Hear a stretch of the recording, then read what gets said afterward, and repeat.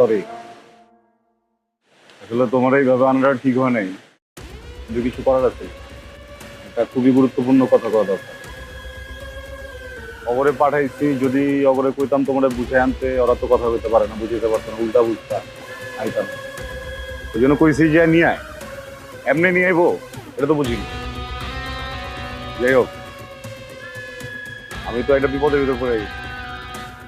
কয়েকদিন ধরে আমি যে হেনে যাই, যেই কাজই করি, কাজের মাঝখানে করতে যেন তুমি এসো। আচ্ছা বুঝলাম না, এই কাজের হিসাব বাদ। আমি যখন আমার বাড়িতে যাই, আমি এনে গিয়ে ঘুমাই, ঘুমের ভিতরে তুমি পড়ো স্বপ্নে। আমি যখন চুপচাপ খাইতে যাই, খাবার ভিতরে তুমি পড়ো আমার কল্পনায়। আরে ভাই, একটা মানুষ এত জায়গায় ঢুকতে বকিলে, আমি তোমার কইছি ঢোকো। হ্যাঁ, তুমি বাস্তব জীবনে ঢুকতেছো, কল্পনায় ঢুকতেছো, স্বপ্নে ঢুকতেছো, আমার তো মাথাটা নষ্ট হয়ে যেতেছে না। আমি যে জায়গায় যাই ওই জায়গায় তোমার থাকতে দিব, হয় তুমি সামনে